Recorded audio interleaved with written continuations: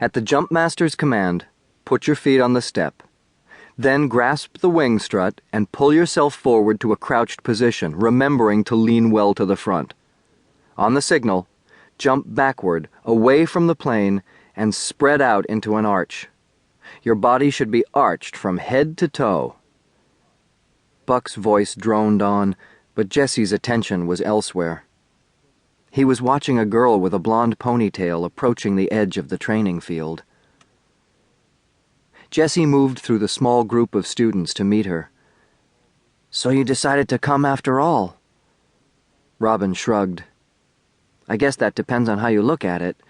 Let's just say it was decided for me. Sorry I'm late." "That's okay.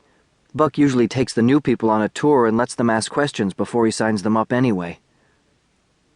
Buck finished his lecture, dismissed the class, and walked over. "Hi, Robin. Glad you could make it." He looked at his watch. "Jesse, I've got an important shipment due in about now. Would you do me a favor and show Robin around the place? I'll be back just as soon as I look at the invoices." "Sure," Jesse said. "I'll take her over to the hangar and let her check out the planes." Robin unzipped the canvas handbag she was carrying and took out a 35mm camera. "Would you mind if I took some pictures? Photography is my hobby, and I could get some incredible pictures here." Jesse shrugged. "I guess not."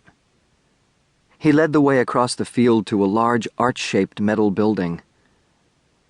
Robin used her zoom lens to take a picture of a small passenger plane that had just landed on the runway. She continued to snap pictures as the passengers disembarked. Two well-dressed men and a woman, all Hispanic, hurried down the steps. Through her lens, Robin saw the pilot following. He was talking in a loud voice to one of the men and gesturing wildly. He looked in Robin's direction and quickly ushered the passengers inside a nearby building. "Here's where we keep the planes the jumpers use most often," Jesse said, continuing the tour. He opened the door of the hangar, moved to the first plane, and touched the wing strut. "Buck's using this one to give a special demonstration on Saturday. If you're interested, you could probably get a lot of good pictures from the landing zone." Robin walked around the plane. "Do you ever go up? In one of these small planes, I mean." "Every chance I get. Buck lets me spot the jumpers and check their gear before they hop and pop. It's good experience." "Hop and pop?" Robin looked confused. "You know, step out of the airplane and pull the ripcord." "Oh."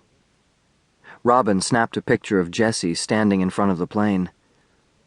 "You really like the idea of all this, don't you?" "What, skydiving?" "You bet. Someday I'm going to be the best there is." Jesse blushed. "I guess that sounds a lot like bragging." "No. At least you know what you want." "I do, too." She held up the camera. "But nobody cares.